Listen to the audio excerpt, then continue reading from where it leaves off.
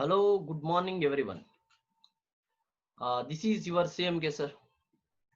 My dear students, this is the fifth video of accountancy. Under that, accounting for partnership basic concepts. My dear students, already we were solved 9 problems. 9 problems regarding to the profit and loss appropriation account.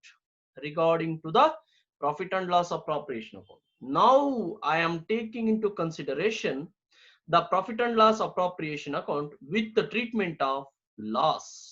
With the treatment of loss. My dear students, ಇಷ್ಟು ದಿನ ನೀವು ಮಾಡಿರೋ problems ಅಲ್ಲಿ common ಆಗಿ profit ಬಂದಿರೋ problems ಮಾಡಿದೀರಾ. Profit ಬಂದಿರೋ problems ಮಾಡಿದೀರಾ. ಈಗ ನಾನ್ ತಗೊಳ್ತಿರ್ತಕ್ಕಂಥ ಪ್ರಾಬ್ಲಮ್ ಲಾಸ್ ಬರುತ್ತೆ. ಲಾಸ್ ಬರ್ತಕ್ಕಂಥ ಪ್ರಾಬ್ಲಮ್ ನ ಯಾವ ತರ ಸಾಲ್ವ್ ಮಾಡ್ಕೋಬೇಕು ಅಂತಕ್ಕಂಥದನ್ನ ನಾನು ನಿಮ್ಗೆ ಈಗ ಹೇಳ್ಕೊಡ್ತೀನಿ. ಓಕೆನಾ ಮೈ dear students? I think screen ಮೇಲೆ ಎಲ್ಲಾರ್ಗೂ ಕಾಣಿಸ್ತಿದೆ ಅನ್ಕೊಂಡಿದೀನಿ. ಸ್ಕ್ರೀನ್ ಕಾಣಿಸ್ತಿದೆ ಅನ್ಕೊಂಡಿದೀನಿ. ಕಾಣಿಸ್ತಿದೆಯಾ ಎಲ್ಲಾರ್ಗೂ ಸ್ಕ್ರೀನಾ? Okay, thank you. ನೋಡಿ ಮೈ ಡಿಯರ್ ಸ್ಟೂಡೆಂಟ್ಸ್, ಇಲ್ಲಿ ನೋಡ್ಕೊಳ್ಳಿ. Listen here my dear students, listen here. A and B are partners sharing profits and losses in the ratio of 2:3.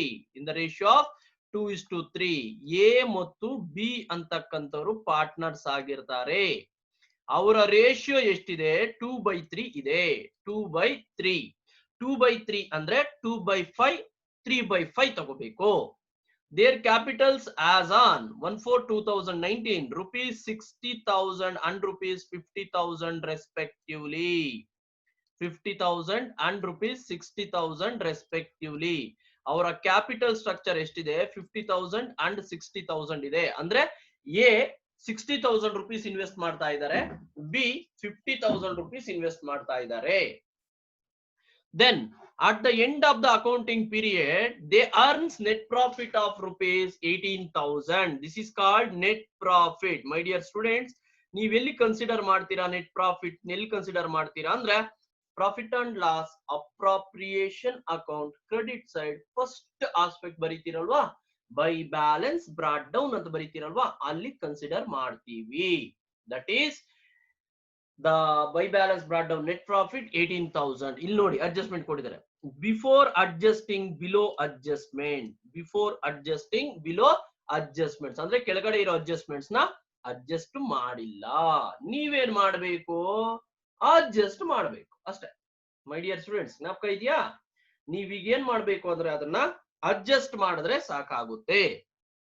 ಏನೇನ್ ಅಡ್ಜಸ್ಟ್ಮೆಂಟ್ಸ್ ಇದೆ ಅದನ್ನ ನೋಡ್ಕೊಳ್ಳಿ. First one is interest on capital at 6%. Interest on capital at 6%. So our capital investment ಏನಿದೆಯೋ ಅದ್ರ ಮೇಲೆ 6% ಕೊಡಬೇಕು. A 60,000 ಇದೆ, 6%. B 50,000 ಇದೆ, 6% ಕೊಟ್ರೆ ಮುಗಿಯುತ್ತೆ. Second one, interest on drawings 5%. My dears, once again ಹೇಳ್ತಿದ್ದೀನಿ, interest on drawings percentage ಕೊಟ್ಟಿರ್ತಾರೆ, ಅಮೌಂಟ್ ಕೊಟ್ಟಿರ್ತಾರೆ. But we are taking into consideration while preparing the profit and loss appropriation account, that is interest on drawings amount only. Amount na matra consider ಮಾಡಬೇಕು, ಯಾವುದೇ ಕಾರಣಕ್ಕೂ interest on drawings percentage na consider ಮಾಡಬಾರದು. Their drawings during the year A 5,000, B 6,000 respectively.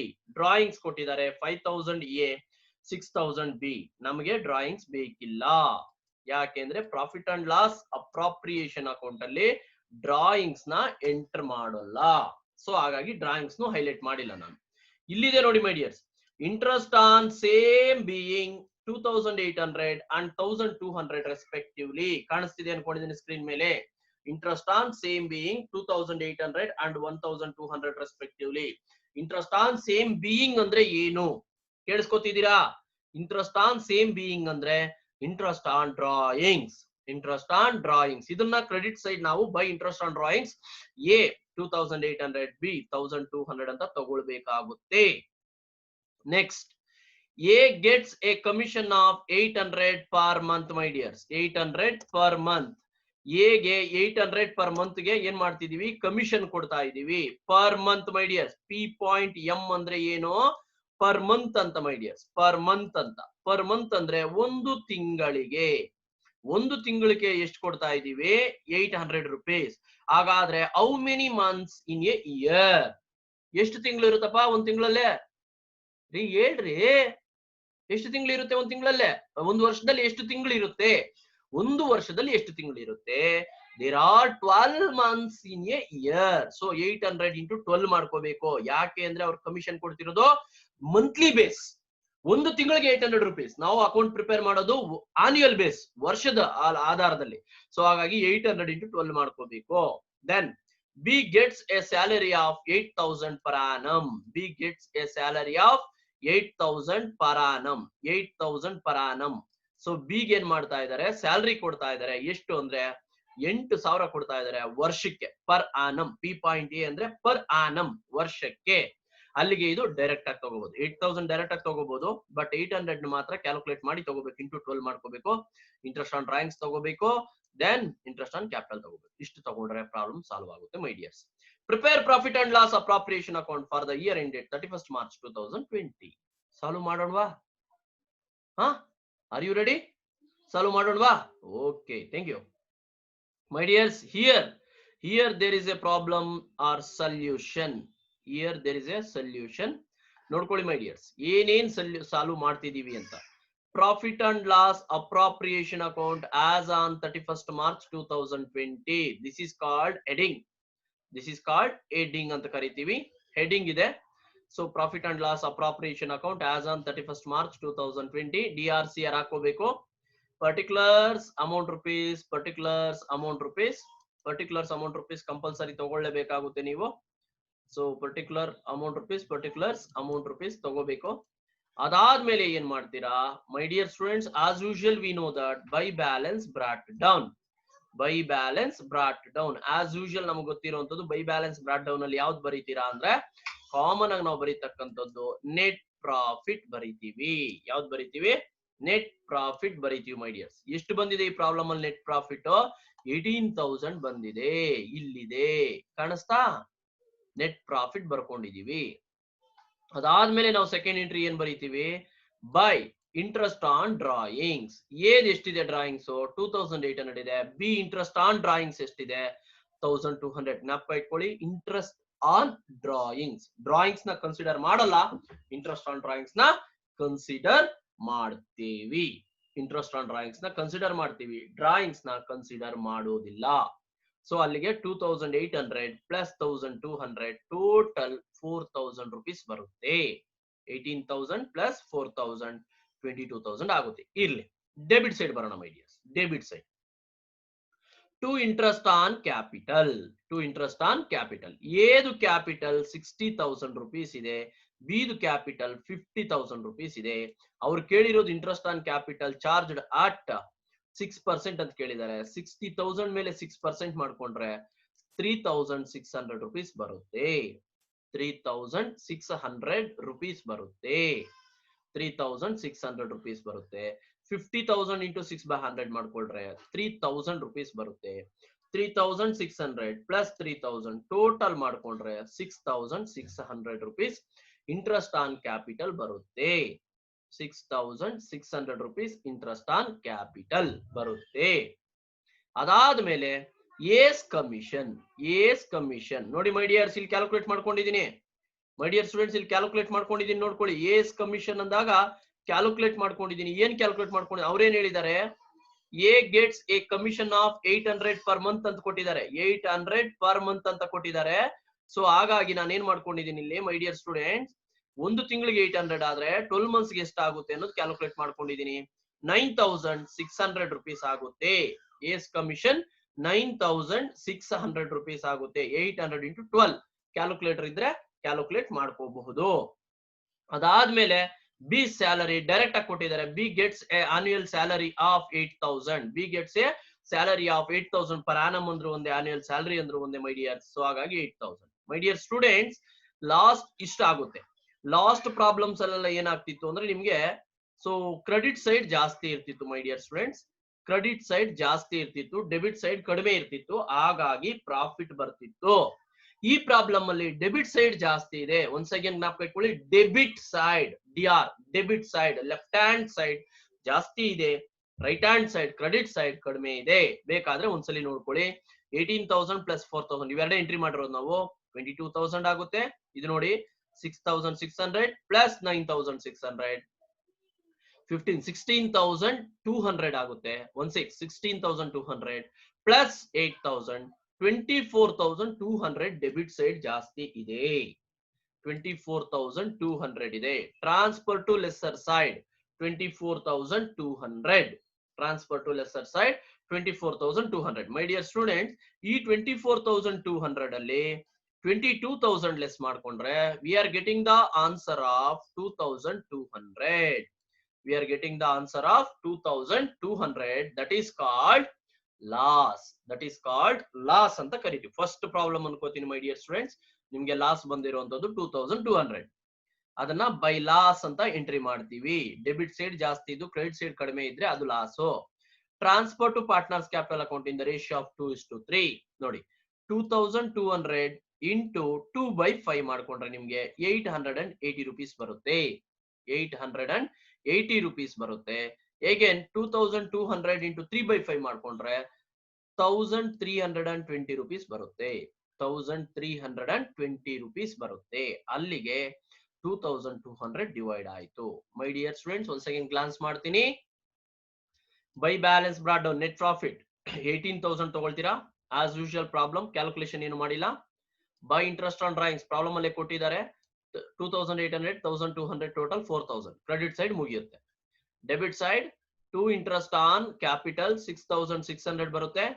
ಯಾವ ರೀತಿ ಬರುತ್ತೆ? 60,000 into 6/100 ಮಾಡ್ಕೊಂಡ್ರೆ 3,600 ಬರುತ್ತೆ. Then 50,000 into 6/100 ಮಾಡ್ಕೊಂಡ್ರೆ 3,000 ಬರುತ್ತೆ. ಟೋಟಲ್ 6,600 rupees ಆಗುತ್ತೆ ಮೈ ಡಿಯರ್ಸ್. ಅದಾದ್ಮೇಲೆ ಬರ್ತಕ್ಕಂಥದ್ದು ನಿಮಗೆ 2 A's commission. As per the problem ಏನ್ ಹೇಳಿದ್ದಾರೆ, ಎ ಮಂತ್ಲಿ ಕಮಿಷನ್ ತಗೋತಾರೆ ಅಂತ ಹೇಳಿದ್ದಾರೆ. ಎ ಮಂತ್ಲಿ ಕಮಿಷನ್ ತಗೊಳ್ಳೋದ್ರಿಂದ ಅವರ ಕಮಿಷನ್ 800 ಇಂಟು 12 ಮಾಡ್ಕೊಂಡಿದ್ದೀನಿ. Because there are 12 months in a year. So 9,600 ಆಗುತ್ತೆ. B annual salary per annum ಅಂತ ಕೊಟ್ಟಿದ್ದಾರೆ. 8,000 ಡೈರೆಕ್ಟ್ ಆಗಿ ತಗೊಂಡಿದ್ದೀನಿ. ಸೊ ಈ ಪ್ರಾಬ್ಲಮ್ ಅಲ್ಲಿ ಡೆಬಿಟ್ ಸೈಡ್ ಜಾಸ್ತಿ ಇದೆ. ಎಷ್ಟಿದೆ? 24,200 ಇದೆ. 24,200 ಇದೆ. Transfer to lesser side 24,200 less ತಗೊಂಡಿದ್ದೀನಿ, ಟ್ರಾನ್ಸ್ಫರ್ ಮಾಡ್ಕೊಂಡಿದ್ದೀನಿ. 24,200 ಅಲ್ಲಿ 22 ಲೆಸ್ ಮಾಡ್ಕೊಂಡ್ರೆ 2,200 ಲಾಸ್ ಬಂದಿದೆ. ಆ ಲಾಸ್ ನ ಟ್ರಾನ್ಸ್ಫರ್ ಮಾಡಿದ್ದೀನಿ ಮೈ ಡಿಯರ್ಸ್. ಆ ಲಾಸ್ ನ ಟ್ರಾನ್ಸ್ಫರ್ ಮಾಡಿದ್ದೀನಿ. This is the problem regarding to the loss. One more problem ನೋಡೋಣ. ಈಗ ಇನ್ನೂ ಒಂದು ಪ್ರಾಬ್ಲಮ್ ಇದೆ ಆ ತರದ್ದು.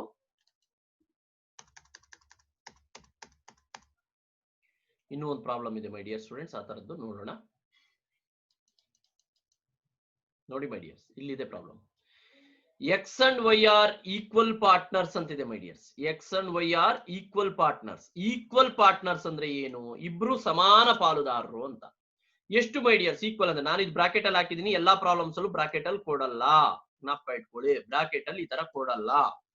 ಈಕ್ವಲ್ ಪಾರ್ಟ್ನರ್ಸ್ ಅಂದ್ರೆ 1:1 ಅಂತ. ಇಬ್ರಿದ್ರೆ 1:1, ಮೂವರಿದ್ರೆ 1:1:1. 4 ಮೆಂಬರ್ಸ್ ಇದ್ರೆ 1:1:1:1. ಓಕೆನಾ? Equal partners. Their capitals as on 1/4/2019 44,000 and 55,000 respectively. ಅಂದ್ರೆ X 44,000, Y 55,000 respectively. According to partnership deed, ಪಾಲುಗಾರಿಕಾ ಕರಾರು ಪತ್ರದ ಪ್ರಕಾರ ಏನು? Charge interest on capital 10% per annum. ಅವರ ಕ್ಯಾಪಿಟಲ್ಸ್ ಮೇಲೆ 10% ಇಂಟ್ರೆಸ್ಟ್ ಕೊಡಿ. Allow interest on drawings 8% per annum. Drawings ಮೇಲೆ ಇಂಟ್ರೆಸ್ಟ್ ಕೊಟ್ಟಿದ್ದಾರೆ, ಬಟ್ ನಮ್ಗೆ ಬೇಕಿಲ್ಲ. ಯಾಕೆಂದ್ರೆ ಇಂಟ್ರೆಸ್ಟ್ ಆನ್ ಡ್ರಾಯಿಂಗ್ಸ್ ಅಮೌಂಟ್ ತಗೊಳ್ತೀವಿ ನಾವು. ಇಂಟ್ರೆಸ್ಟ್ ಆನ್ ಡ್ರಾಯಿಂಗ್ಸ್ ಅಮೌಂಟ್ ನ ಕನ್ಸಿಡರ್ ಮಾಡೋದ್ರಿಂದ ನಮ್ಗೆ so interest on drawings percentage ಬೇಕಾಗೋಲ್ಲ. Next, their drawings X 6,000, Y 5,000. ಅವರ ಡ್ರಾಯಿಂಗ್ಸ್ ಕೊಟ್ಟಿದ್ದಾರೆ, ಅದು ನಮ್ಗೆ ಬೇಕಿಲ್ಲ. ಯಾಕೆಂದ್ರೆ while preparing the profit and loss appropriation account, we are not yet considered the drawings amount, but we are considered the interest on drawings. ಇಲ್ಲಿದೆ ನೋಡಿ. Interest on same being rupees 1,200 and 1,000 respectively. ಅಂದ್ರೆ x 1,200 my dears, x 1,200 and y 1,000. This is called interest on drawings my dears. Credit side ತಗೋಬೇಕು, interest on drawings. Then X entitled for a salary of 9,000 per annum. X salary ತಗೊಳ್ತಾರೆ ಎಷ್ಟು? 9,000 per annum. Per annum ಅಂದ್ರೆ ನಿಮ್ಗೆ ಹೇಳಿದೀನಿ annual. ಒಂದು ವರ್ಷಕ್ಕೆ 9,000. ಏನು calculate ಮಾಡಂಗಿಲ್ಲ, ಡೈರೆಕ್ಟ್ ತಗೋಬಹುದು. Y entitled for a commission of 5,000 per month my dears. ಇಲ್ಲಿದೆ per month. So 9,000 per month, 500 per month ಅಂತಿದೆ. 500 ಇಂಟು 12 ಮಾಡ್ಕೋಬೇಕು. 500 ಇಂಟು 12 ಯಾಕೆ ಅಂದ್ರೆ ಒಂದು ತಿಂಗಳಿಗೆ ಅವ್ರು ಕೊಟ್ಬಿಟ್ಟಿದ್ದಾರೆ, ನಾವು ಒಂದು ವರ್ಷಕ್ಕೆ ಅಕೌಂಟ್ ಮಾಡ್ತೀವಿ. ಹಾಗಾಗಿ ಒಂದು ವರ್ಷಕ್ಕೆ ಎಷ್ಟು ಬರುತ್ತೋ ಅಷ್ಟು ತಗೋಬೇಕಾಗುತ್ತೆ. 500 per month. Net profit of the firm before adjusting above adjustments, ಮೇಲಿನ ಅಡ್ಜಸ್ಟ್ಮೆಂಟ್ಸ್ ಅಡ್ಜಸ್ಟ್ ಮಾಡಕ್ ಮುಂಚೆ ಎಷ್ಟಿದೆ ನೆಟ್ ಪ್ರಾಫಿಟ್? 18,800 rupees ಇದೆ. 18,800 ಇದೆ. ಅದನ್ನ ಕನ್ಸಿಡರ್ ಮಾಡೋಣ.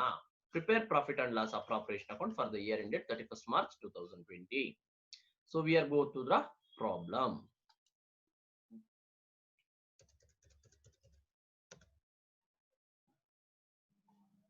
Right my dears, ಇಲ್ಲಿ ನೋಡಿ. Once again, profit and loss appropriation account as on 31st March 2020, DRCR, particulars amount rupees as usual ನಾವು ಕೊಟ್ಕೋಬಹುದು. particulars amount rupees ಕೊಡಬಹುದು. ಅರ್ಥ ಆಗ್ತಿದೆಯಾ? So again ನೋಡಿ my dear students, again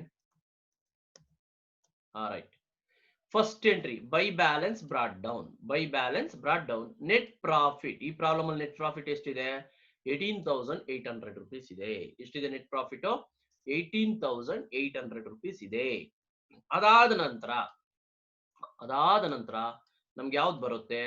interest on drawings. By interest on drawings x 1,200 rupees ಇದೆ, y 1,000 rupees ಇದೆ. Total 2,200 interest on drawings ಆಗುತ್ತೆ. ಕ್ಲಿಯರಾ? Then debit side my dears, to interest on capital my dears, to interest on capital x 44,000 ಇದೆ. 10% ಮಾಡ್ಕೊಂಡ್ರೆ 4,400 ಬರುತ್ತೆ. y 55,000 ಇದೆ. 10% ಮಾಡ್ಕೊಂಡ್ರೆ 5,500 ಬರುತ್ತೆ. ಟೋಟಲ್ 9,900 rupees. ಟೋಟಲ್ 9,900 rupees interest on capital. Then x salary, x ಎಷ್ಟು ಸ್ಯಾಲರಿ ತಗೋತಿದ್ದಾರೆ? ಅವರೇ ಕೊಟ್ಬಿಟ್ಟಿದ್ದಾರೆ 9,000 per annum. x ಎಷ್ಟು ಸ್ಯಾಲರಿ ತಗೊಳ್ತಿದ್ದಾರೆ? 9,000 per annum. per annum ಅಂದ್ರೆ ಪರ್ ಇಯರ್, per annum ಅಂದ್ರೆ ಪರ್ ಇಯರ್ ಅಂದ್ರೆ ಒಂದು ವರ್ಷಕ್ಕೆ. ಅದಕ್ಕೆ ಕ್ಯಾಲ್ಕುಲೇಟ್ ಏನು ಮಾಡ್ಕೊಂಡಿಲ್ಲ. But Y calculation by wise commission ನೋಡಿ ಮೈ ಡಿಯರ್ಸ್, 500 per month ಅಂತ ಕೊಟ್ಟಿದ್ದಾರೆ. 500 per month ಅಂತ ಕೊಟ್ಟಿದ್ದಾರೆ. ಹಾಗಾಗಿ ನಾನು ಏನ್ ಮಾಡ್ಕೊಂಡಿದ್ದೀನಿ? 500 into 12 ಮಾಡ್ಕೊಂಡಿದ್ದೀನಿ ಮೈ ಡಿಯರ್ಸ್. 500 into 12 ಮಾಡ್ಕೊಂಡಿದ್ದೀನಿ. 500 into 12 ಮಾಡ್ಕೊಂಡಾಗ ನನ್ಗೆ ಎಷ್ಟು ಬರುತ್ತೆ? 6,000 rupees ಬರುತ್ತೆ ಮೈ ಡಿಯರ್ಸ್. 500 into 12 ಮಾಡ್ಕೊಂಡಿದ್ದೀನಿ. ಹಾಗಾಗಿ ಎಷ್ಟು ಬರ್ತಿದೆ ನನಗೆ? 500 into 12 ಮಾಡಿರೋದ್ರಿಂದ ಎಷ್ಟು ಬರ್ತಾ ಇದೆ? 6,000 rupees ಬರುತ್ತೆ ಮೈ ಡಿಯರ್ಸ್. ಬೇಕಾದ್ರೆ ನೀವು ಕ್ಯಾಲ್ಸಿಯಲ್ಲಿ ಕ್ಯಾಲ್ಕುಲೇಟ್ ಒನ್ ಟೈಮ್ ಮಾಡ್ಕೊಳ್ಳಿ. 500 into 12 ಹಾಕೊಳ್ಳಿ, 100% ನಿಮ್ಗೆ ಅಮೌಂಟ್ ಸಿಗುತ್ತೆ. ಎಷ್ಟು ಸಿಗುತ್ತೆ? 6,000 rupees ಸಿಗುತ್ತೆ. 6,000 rupees ಸಿಗುತ್ತೆ. ಓಕೆನಾ? 6,000 rupees ಸಿಗುತ್ತೆ. That is wise commission my dears. Then same problem my dears, last problem ಅಲ್ಲೂ ಈ ಪ್ರಾಬ್ಲಮ್ ಸೇಮ್ ಇದೆ. ಏನು ಅಂದ್ರೆ 18,800 plus 2,200 21,000 ಬರುತ್ತೆ. Total credit side. Debit side 9,900 plus 9,000 18,900 plus 6,000 24,900 ಬರುತ್ತೆ. ಡೆಬಿಟ್ ಸೈಡ್ ಜಾಸ್ತಿ ಇದೆ. as usual last problem my dear students, as usual last problem ಹೇಗಿತ್ತು ಹಾಗೆ. ಸೊ ಡೆಬಿಟ್ ಸೈಡ್ ಅಮೌಂಟ್ ಜಾಸ್ತಿ ಇದೆ, 24,900. ಆ 24,900 ನ ಕ್ರೆಡಿಟ್ ಸೈಡ್ ಗೆ ಟ್ರಾನ್ಸ್ಫರ್ ಮಾಡ್ಕೊಂಡಿದ್ದೀನಿ. ಮೀನ್ಸ್ ಲೆಸ್ಸರ್ ಸೈಡ್ ಗೆ ಟ್ರಾನ್ಸ್ಫರ್ ಮಾಡ್ಕೊಂಡಿದ್ದೀನಿ. 24,900 ಅಲ್ಲಿ ಸೊ 18,000 plus 2,200 21,000 ಲೆಸ್ ಮಾಡ್ಕೊಂಡ್ರೆ 3,900 ಬರುತ್ತೆ. That is called loss my dears. That is called loss ಅಂತ ಕರಿತೀವಿ. ದಟ್ ಈಸ್ ಕಾಲ್ಡ್ ಲಾಸ್ ಅಂತ ಕರಿತೀವಿ. ಎಷ್ಟಿದೆ ಲಾಸು? 3,900 rupees ಲಾಸ್ ಇದೆ.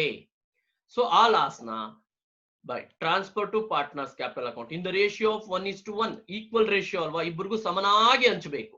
3,900 into 1/2, 3,900 into 1/2, 1,950 and 1,950 rupees. 1,950 and 1,950 rupees ಬರುತ್ತೆ. ಅದನ್ನ ನಾನು ಏನ್ ಮಾಡಿದೀನಿ? ಶೇರ್ ಮಾಡಿದೀನಿ.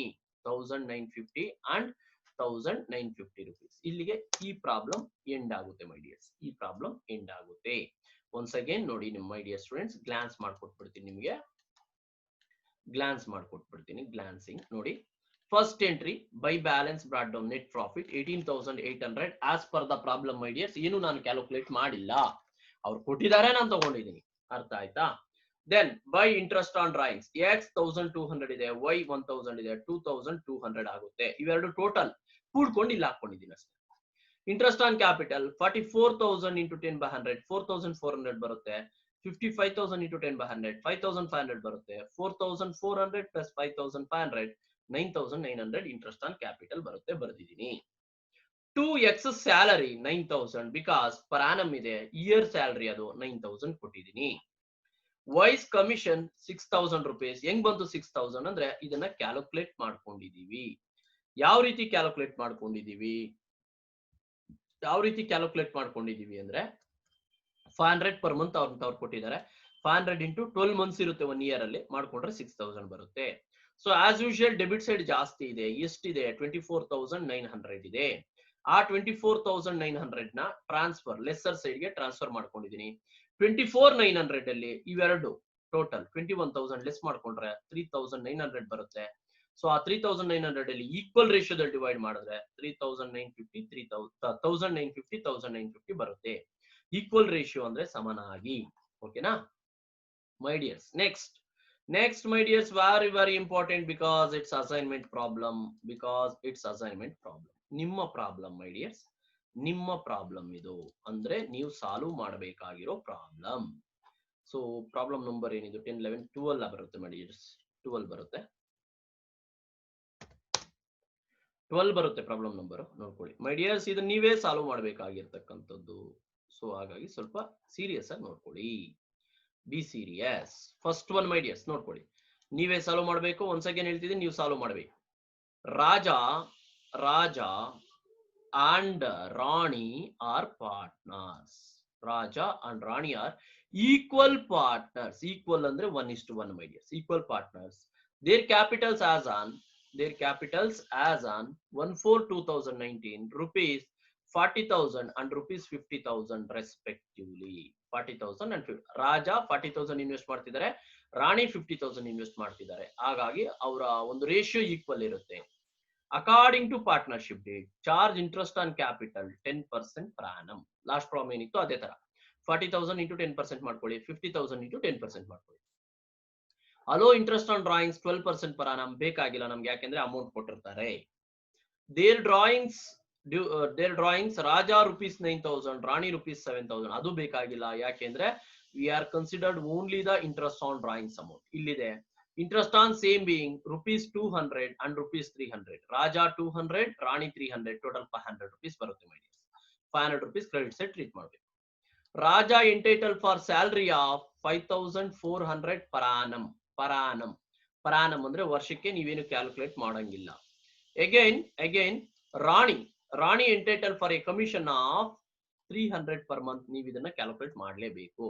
300 into 12 ಮಾಡ್ಕೋಬೇಕು. 300 into 12 ಮಾಡ್ಕೋಬೇಕು. 12 ಮಾಡ್ಕೊಂಡ್ರೆ ನಿಮ್ಗೆ ಎಷ್ಟು ಬರುತ್ತೋ ಅಷ್ಟನ್ನ ತಗೊಳ್ಬೇಕಾಗುತ್ತೆ. Net profit of the firm before adjusting above adjustments ₹7,500. ಇದು ಕ್ರೆಡಿಟ್ ಸೈಡ್ ಬರೀತೀರಾ. So prepare profit and loss appropriation account for the year ended 31st March 2020. 31st March 2020. ಇಷ್ಟು ಮೈ ಡಿಯರ್ಸ್. ಈ ಪ್ರಾಬ್ಲಮ್ ನ ನೀವು ಸಾಲ್ವ್ ಮಾಡಿ ಇವತ್ತೇ ಕಳಿಸ್ಬೇಕು ನನಗೆ. ಅರ್ಥ ಆಗ್ತಿದ್ಯಾ? ಇವತ್ತೇ ಕಳಿಸ್ಬೇಕು. ಅರ್ಥ ಆಗ್ತಿದ್ಯಾ? ಸೊ ಐ ಥಿಂಕ್ ಕ್ಲಾಸ್ ಬರಬಹುದು. ಪ್ರಾಫಿಟ್ ಆದ್ರೂ ಬರಲ್ಲ, ಲಾಸ್ ಆದ್ರೂ ಬರಲಿ, ಸಾಲ್ವ್ ಮಾಡಿ ನನಗೆ ಕಳಿಸ್ಕೊಡಿ. Until take care. ದೇವ್ರು ಒಳ್ಳೇದ್ ಮಾಡ್ಲಿ. ಬಾಯ್.